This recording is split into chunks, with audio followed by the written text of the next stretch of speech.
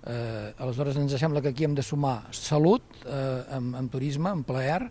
la gent ha de canviar una mica d'hàbits, la crisi segurament ens hi pot ajudar, la gent potser ha de pensar que amb pocs diners pot fer unes bones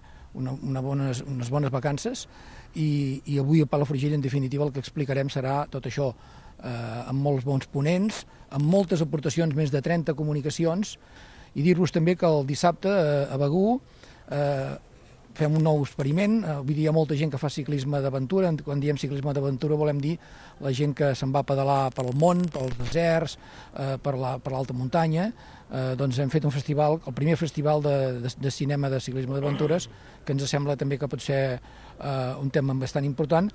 I el que volem una mica amb tot això és deixar-ho en el territori. O sigui, que el Congrés es vagi movent, però que en el territori tingui coses d'aquestes, com pot tenir la marxa de cicloesportiva de diumenge a les Gavarres, per fer-la conèixer, que a més, diríem, estrenarem la senyalització que ha col·locat la Generalitat del metro i mig per assegurar molt més el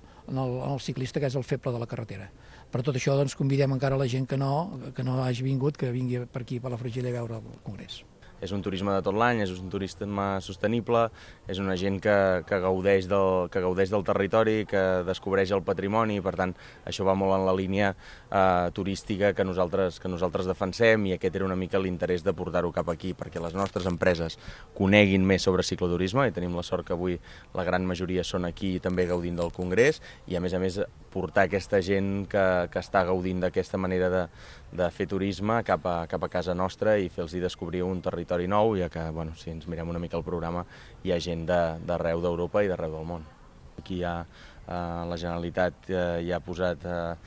diners, gent i col·laboració des de diferents departaments, els ajuntaments també hi han posat la seva feina, i a més tota la part privada també s'ha posat a disposició per tal de poder-ho tirar endavant. Per tant, aquest és un bon exemple de col·laboració entre administracions públiques, diferents administracions públiques, i a més el sector turístic privat. Bé, jo crec que han aparegut de la mà, sobretot, de la iniciativa del sector privat, que ha sabut aprofitar les vies verdes i els recursos que a poc es van posant a disposició, un fenomen interessant i molt atractiu, que és, d'una banda, l'aprofitament de les rutes ciclables, l'aprofitament per fer ciclisme, d'esport, d'aventura, d'excursions organitzades que van utilitzant diferents recorreguts, i el senderisme. Caminar i anar en bicicleta s'ha convertit en un atractiu especial i singular de l'oferta turística de Catalunya. De tal manera que, per exemple, hi ha persones amb gust per caminar o per anar en bicicleta que venen de molt lluny per fer-ho i que intenten aprofitar l'oferta turística en baixa temporada per estar ben instal·lats en establiments hotelers confortables, còmodes, molt ben instal·lats, i al mateix temps fer un esforç diari que després compensen gastronòmicament de la forma més adequada. És una versió de tot plegat. Després hi ha, evidentment, el consum local intern de la gent de cap de setmana, de la gent que viu aquí, i que és capaç de, per exemple, la via verda de